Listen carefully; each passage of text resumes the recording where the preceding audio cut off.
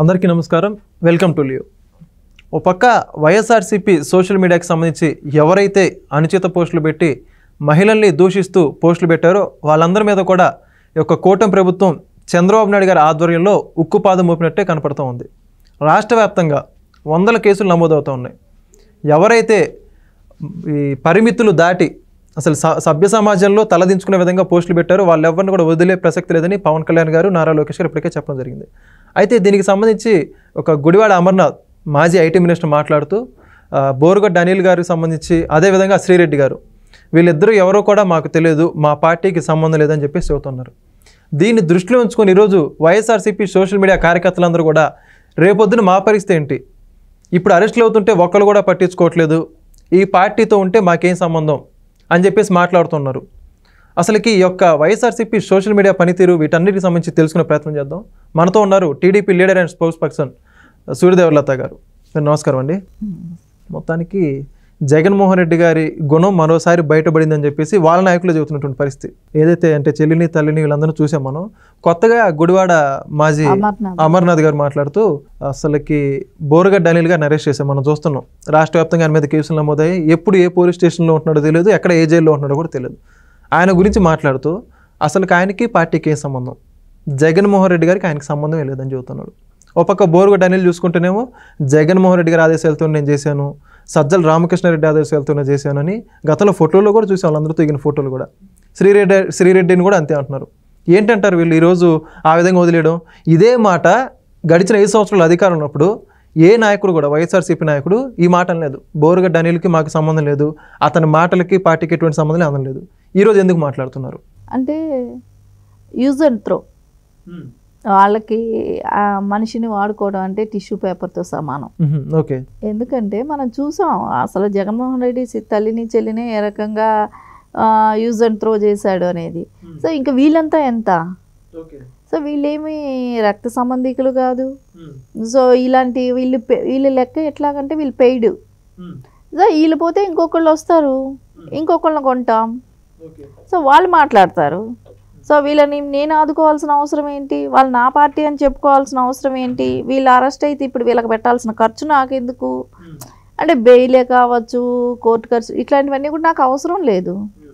So ఇప్పుడు వీళ్ళ మూలాన చాలా అంటే అవి మళ్ళీ రిపీట్ చేసి చూస్తూనే ఉన్నారు, జనాలకు తెలుస్తుంది కదా, అంటే ఇంత దుర్మార్గంగా మాట్లాడారనేది ఇప్పుడు ఇంకా బాగా చర్చ వస్తుంది. వీళ్ళు ఎందుకు అరెస్ట్ చేశారనేది ముందు చూసిన వాళ్ళకన్నా కూడా అరెస్ట్ ఎందుకు అయ్యారన్నప్పుడు ఇప్పుడు మళ్ళీ వాటిని చూస్తున్నారు కూడా. సో అలాంటప్పుడు ఇంకా బ్యాడ్ నేమ్ ఎందుకు తెచ్చుకోవాలి? సో మనం ఇప్పుడే దులిపేసుకుంటే పోతుంది కదా, మా పార్టీ వాళ్ళు కాదు, సభ్యత్వం లేదు అని అంటాం. అదేదో అప్పుడే చెప్పచ్చు కదా, మీకు సంబంధం లేదు. సో ఆ రోజు అరెస్ట్ చేసేస్తుంటే ఆ రోజు అరెస్ట్ చేసి ఉండాలి కదా, నోటుకొచ్చినట్టు మాట్లాడుతున్నారు. ఈ తప్పు అని చెప్పి ఆ రోజు అరెస్ట్ చేసి ఉంటే, అంటే అరెస్ట్ అంటే అప్పుడు గన్మెన్ ఇచ్చారని చెబుతున్నాడు బోరుగడ్డ అనిల్, సలహాదారుడిగా పనిచేసిన నాకు కోట్లు కుమ్మరిచ్చాడు, నీకేంగా ఏం పదవి కావాలో ఇస్తానని అన్నాడని చెప్తున్నాడు కదా. నీకు పదవులు ఆశ చూపెట్టారు, నువ్వు ఒక దళితుడివి, నీ మీద ఎవరు ఏమి చేయలేరు, నీకు అవకాశాలు ఎక్కువ ఉన్నాయి, నేను చూసుకుంటాను అని చెప్పిన వాడివి కదా, చెప్పారు కదా వాళ్ళే.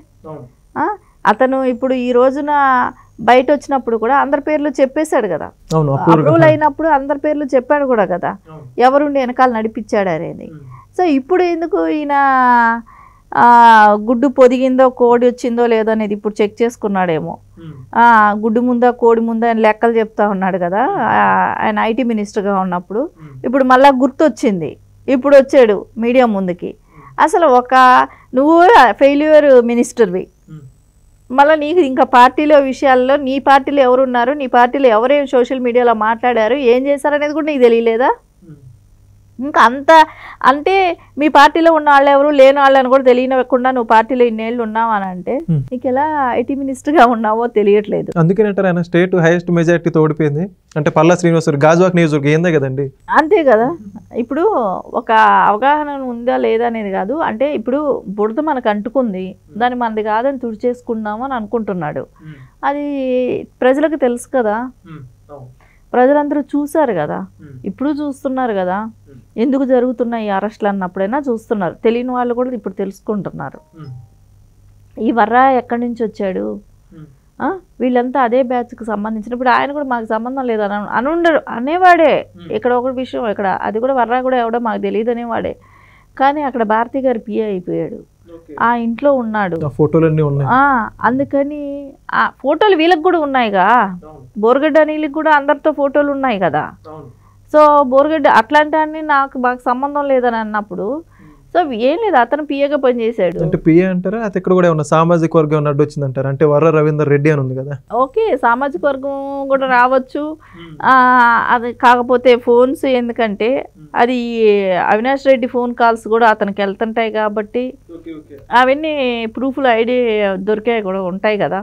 సో దానికని ఎందుకు మనం ఆయన పేరు ఎందుకు వాడలేదో కానీ ఆయన పేరు నిజంగా వాడుంటే బాగుండేది.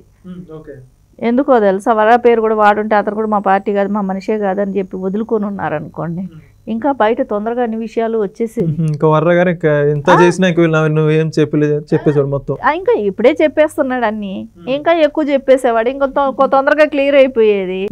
అప్పుడు ఇంకా తేగలాగితే నుంచి అందరూ వచ్చేవాళ్ళు. ఇంకా ఇప్పుడు వీళ్ళు మటుకు ఇప్పుడు శ్రీయారెడ్డి వదలదు అనుకుంటున్నారు, అన్నీ చెప్తుంది. రేపొద్దున ఒక వీడియో చేసి ఎవరు మాట్లాడమన్నారు, ఎవరు మాట్లాడిచ్చారు అనేది ఖచ్చితంగా ఆవిడ చెప్తుంది. చూడండి, ఆవిడేం చెప్పకుండా ఉండేవి ఆవిడ కాదు. ఆవిడకి అంటే ఇప్పుడు శ్యామల లాంటి వాళ్ళని తీసుకొచ్చిన దానికే వాళ్ళ గురించి వాళ్ళ చరిత్ర అంతా చెప్తుంది కదా, శ్యామల రెడ్డిని గురించి. అట్లాగా ప్రతి వాళ్ళు ఇప్పుడు రేపొద్దున మాకు నీవు అసలు వైసీపీయే కాదు అన్నదానికి ఖచ్చితంగా రేపొద్దున ఆవిడే చెప్తుంది. ఇంకా బోరగడ్డ అనిల్ వచ్చి ఇంకా జైల్లో ఉన్నాడు, వచ్చిన తర్వాత అతను కూడా ఎన్ని చెప్తాడో చూడాలి. ఎందుకంటే ఆల్రెడీ వాళ్ళు అప్రూవల్గా మారిపోయి వాళ్ళు ఇవ్వాల్సిన స్టేట్మెంట్ అన్నీ ఇచ్చేశారు కాబట్టి దాని వెనకాలండి చేయించింది ఏంటి వైసీపీ వాళ్ళే, వైసీపీ పార్టీ అంటే ఎవరు, సజ్జలా కానివ్వండి, జగన్మోహన్ రెడ్డి కానివ్వండి, సొంత తల్లిని మీద కూడా ఇప్పుడు వర్రా చెప్పటం కూడా ఎట్లా అనిపించింది, సొంత తల్లిని కూడా ట్రోల్ చేయమని చెప్పాడు అని చెప్పారు. ఇంకా అసలు మాటలు వినకూడని మాటలు కూడా విన్నాం మనం. షర్మిల గారు ఎవరు కూతురు అన్నట్టు ఇట్లాంటివి రకరకాల పుట్టుకున్న కూడా అసలు ఎవరు కూడా అలాంటి మాటలు మాట్లాడరు, అసలు జీర్ణించుకోలేని విషయం. పాప మా తల్లికి ఎలా అనిపిస్తుంది కదా. సో అలాంటి మాటలు కూడా మాట్లాడటం అనేది మనం ఉచ్చరించడానికే ఫీల్ అవుతున్నాం. అలాంటి మాటలని మనం రిపీట్ మాట్లాడాలన్నా కూడా, కానీ వాళ్ళకి అది లేకుండా అంత పబ్లిక్ లో అలా వదిలేశారు, ఇంకా నింద వేసి వదిలేశారు అని అంటే ఆ మాట తల్లిని అన్నప్పుడు ఒక కొడుకు అతనికి ఉండాలి ఫీలింగ్, మనకు కాదు ఉండాల్సింది, మనకు కాదు. సో కొడుకు ఉండాలి, కొడుకు ఉన్నప్పుడు ఒకవేళ అరెస్ట్ చేయించి ఉండాలి. అప్పుడే ఎవడు మా మదర్ని గురించి మాట్లాడతామని అరెస్ట్ చేయించి ఉండాలి జగన్మోహన్ రెడ్డి ఒక సీఎం గా.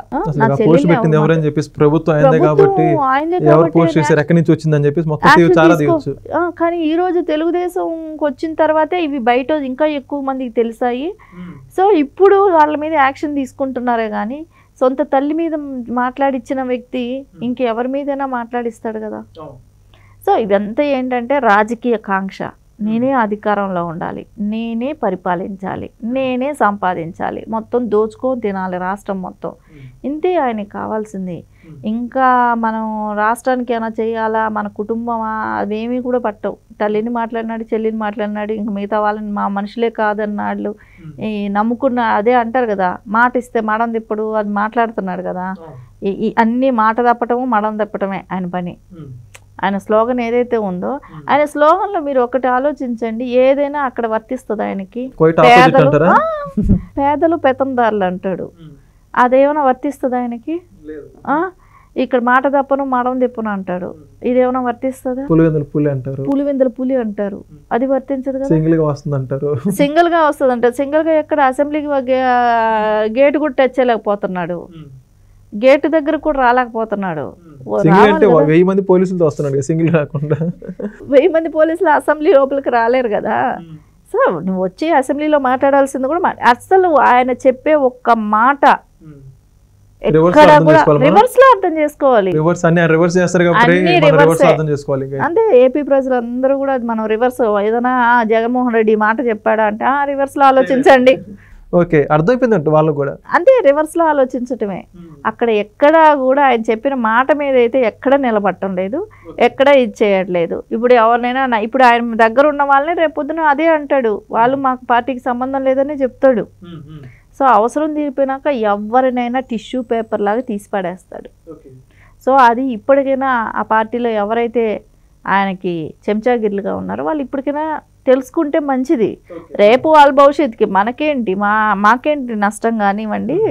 సో వాళ్ళ భవిష్యత్తుకి ఇప్పుడు వాళ్ళని తీసి పడేశాడు, తల్లి చెల్లిని తీసి పడేశాడు, బాబాయిని లేపేశారు, ఆ బాబాయ్ కూతురు కోట్లు పట్టుకొని తిరుగుతున్నారు. ఇట్లాంటివన్నీ ఉన్నప్పుడు సో వీళ్ళంతా అండి వీళ్ళు ఎన్ని రోజులు, సో వీళ్ళ పరిస్థితులు కూడా అదే జరుగుతాయి. ఓకే మేడం, ఇక్కడ ఇంకోటి ఏంటంటే గడిచిన 5 సంవత్సరాలు ప్రతిపక్షంలో తెలుగుదేశం పార్టీ ఉన్నప్పుడు నారా లోకేష్ గారు కావచ్చు, అదేవిధంగా నారా చంద్రబాబు నాయుడు గారు కార్యకర్తలకు ఏ చిన్న ఇబ్బంది వచ్చినా, ఈ అరెస్టులకు సంబంధించి ఏదైనా వ్యవహారాలు వచ్చినా కూడా డైరెక్ట్గా వాళ్ళే మానిటర్ చేస్తూ లీగల్ కమిటీ కావచ్చు, సంబంధిత నాయకుల్ని ఫాలోఅప్ చేసి వాళ్ళకి కేసులకు సంబంధించి న్యాయ సలహాలు అందించిన ఈ విధంగా చేసేవాళ్ళు. ఇప్పుడు జగన్మోహన్ రెడ్డి గారు మరి ఏ కార్యకర్తతో మాట్లాడుతున్నా ప్రజలకు కూడా ఎవరికి అర్థం కావట్లేదు, వాళ్ళ కార్యకర్తలు కూడా అర్థం కావట్లేదు. ఎంతసేపు నందిగం సురేష్ గారు, పిన్నెల రామకృష్ణారెడ్డి ఇలా ఎవరైతే కొంతమంది అరెస్ట్ అయ్యారో పెద్ద పెద్ద నాయకులు వాళ్ళ దగ్గరికి హెలికాప్టర్లు వెళ్ళి పరామర్శించడం. మరి ఇప్పుడు ఈరోజు ఇంతమంది కార్యకర్తలు అరెస్ట్ అవుతుంటే వైఎస్ఆర్సీపీ పార్టీ ఏమి స్పందించకపోగా ఇలా మాకు తెలియదని మాట్లాడడం ఎంతవరకు కరెక్ట్ అంటారు మరి మీరు? ఇప్పుడు వైఎస్ఆర్సీపీలో అదే మనం ఇంతకుముందు కూడా మాట్లాడుకున్నదే, వాళ్ళు ఎవరిని గురించి పట్టించుకునే పరిస్థితుల్లో అంటే లోకేష్ గారిని చంద్రబాబు గారిని వీళ్ళన్నా చూసి ఎందుకు మంచి ఎందుకు నేర్చుకోవాలి? మంచి నేర్చుకోవాల్సిన అవసరం ఏంటి? చెడు నేర్చుకుంటే నేను కూడబెట్టుకుంటాను, నేను అధికారంలో ఉంటాను. ఆయనకి కావాల్సింది ఆ రెండే కదా. సో ఆయనకి కావాల్సింది రెండు, అధికారం, కూడబెట్టుకోవటం, ఈ రెండే కావాలి. వీళ్ళు మంచి చూసి మంచి నేర్చుకోమని ఎందుకు? ఇప్పుడు మంచి మాట చెప్తే వినరు కదా. ఇప్పుడు నారా చంద్రబాబు నాయుడు గారే కానివ్వండి, లోకేష్ గారే కానివ్వండి, వాళ్ళు కార్యకర్తల మనుషులు, సో ప్రజల మనుషులు. సో మనం చూసాం చాలా ఇన్సిడెంట్లలో కూడా పాడి మోసారు బాబు గారు. సో అంతటి ఇవి చేస్తున్నారు అని అంటే వాళ్ళని బాగా అభిమానించడమే కానివ్వండి, వాళ్ళ పార్టీకి చేసిన కృషియే కానివ్వండి, వాళ్ళ పడ్డ బాధలు, పార్టీ గురించి వాళ్ళ పడ్డ బాధలే కానివ్వండి, ఇలాంటివన్నీ కూడా కేసులు పడినా కూడా వాళ్ళని పిలిపించి మాట్లాడుకోవటం కానివ్వండి అన్నీ జరిగాయి. ఫాలోఅప్ చేయడం, లాయర్స్ని పెట్టడం అన్నీ జరిగాయి, అన్నీ జరిగాయి. కానీ ఇక్కడ జగన్మోహన్ రెడ్డి ఎందుకు అలాంటివి చేస్తాడు? ఆయనకి ఒకటే ఒక విషయం, దోచుకోవటం, దాచుకోవటం, అధికారం కావాలి, ఇవి తప్ప ఇంకా ఆయనకేమీ లేదు. ప్రజల కోసమో ఇంకెవరి కోసమైనా అంటే ఒక మనిషికి ఒక ఎఫెక్షనో, ఒక సింపతియో, ఒకళ్ళని చూస్తే బాధో, ఇప్పుడు వాళ్ళు ఎవరో కష్టపడుతున్నారు వాళ్ళని చూస్తే మనకు జాలి, ఒక బాధపడే హృదయం ఏదో ఒకటి ఉండాలి. అలాంటివి ఏమీ లేదు ఆయనకి. ఆయనది ఒక అంత బాధపడే హృదయము, ఒక జాలి గుండె అట్లాంటిది కానీ అయితే తల్లిని చూస్తేనే జాలి పడాల్సిన మనిషి. కానీ అక్కడ మనకు కనపడడం లేదు. ఇప్పుడు తల్లి ఏడిస్తే ఎవరి కళ్ళైనా, ఏ కొడుకైనా, ఏ కూతురు ఎవరికైనా కళ్ళలో నీళ్ళు వస్తాయేమో. కానీ నువ్వే తల్లిని ఎవరితోనో ఎవరి మూలానో బాధపడితేనే ఆ ఫీలింగ్ ఉంటుంది. నువ్వే బాధ పెడతా ఉంటే అసలు దానికే నువ్వు స్పందించిన హృదయం అనేది. సో అలాంటప్పుడు నువ్వు ప్రజల కోసం ఏం చేస్తావు? ప్రజల కోసం ఏం చేస్తావు? అది ఖచ్చితంగా ఆయన ఎంతసేపు ఎవరిని మంచి అనేది చూసి నేర్చుకోడు. సో ఆయనకి కావాల్సిన ఎజెండా వేరు, ఆ ఎజెండాలోనే ఆయన ఉంటాడు. సో దానిలో మనం ఏంటంటే ఎవరైనా ప్రజలు ఉండాల్సింది జాగ్రత్త. ఆయన ఎజెండాలో ఆయన ఉన్నప్పుడు ఆయన ట్రాప్లో వెళ్లకుండా ఉండాల్సింది ప్రజలే. సో దీనికోసం ఇప్పుడు దానిలో చేంజ్ వచ్చింది కాబట్టి ఆయన ట్రాప్లో పడలేదు కాబట్టి ఈరోజు కూటమి ప్రభుత్వం రావటమే కానివ్వండి, ఈరోజు ఆంధ్రప్రదేశ్ అభివృద్ధిలో ఉండటమే కానివ్వండి, ఇవన్నీ సక్సెస్ఫుల్గా ఉందనంటే ఏపీ ఈ రోజున సక్సెస్గా అడుగులు వేస్తుంది. సో దీనికి అంతటికి కారణం ఏంటి? జగన్మోహన్ రెడ్డిలో ఉన్న దుర్మార్గపు ఆలోచన మూలానే ఈరోజు ఆయన ఒక్కడే ఎప్పటికైనా చూడండి అట్లాంటి వాళ్ళు సింగిల్గా అయిపోతారు. సో నానే మనిషి ఉండడు. సో ఎవరినైనా కూడా యూజ్ అండ్ త్రో లాంటివి పెట్టుకున్నప్పుడు ఆయన ఎప్పుడూ సింగిలే అయిపోతారు. అంటే మునిగిపోయే పడవలో ఎవరు ఉండనట్ట? అంతే కదా. ఆబ్వియస్లీ ఏంటంటే మునిగిపోయే పడవలో ఎవరు ఉండాలని కోరుకోరు. అది కూడా కాకుండా మంచి పని చేసే వాళ్ళ పక్కన ఉంటే ఆ మంచి పనులలో మనకు ఎంతో అంత పర్సంటేజ్ కూడా ఉంటుంది అని అనుకుంటారు. సో ఆయన చాలా గొప్ప వ్యక్తి పక్కన నిలబడితే నేను ఆయనతో కలిసి తిరిగాను, ఆయనతో మాట్లాడాను, చరిత్రలో ఒక మంచి ఇది ఉంటుంది కదా. సో అట్లాంటిది ఇష్టపడతారు కదా ఎవరైనా.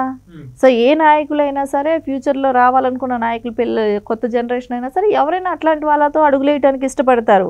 అంటే నారా చంద్రబాబు నాయుడు గారితో అలాంటి వ్యక్తితో కానివ్వండి, లోకేష్ గారు కానివ్వండి. ఓకే, ఇక మీద నేను చూద్దాం మేడం. మరి వైఎస్ఆర్సీపీకి చెందిన కొంతమంది సోషల్ మీడియా కార్యకర్తలు ఇక మీద తెలుసుకుంటాను కోరుకుందాం. Thank you. Please subscribe to Leo news for more videos.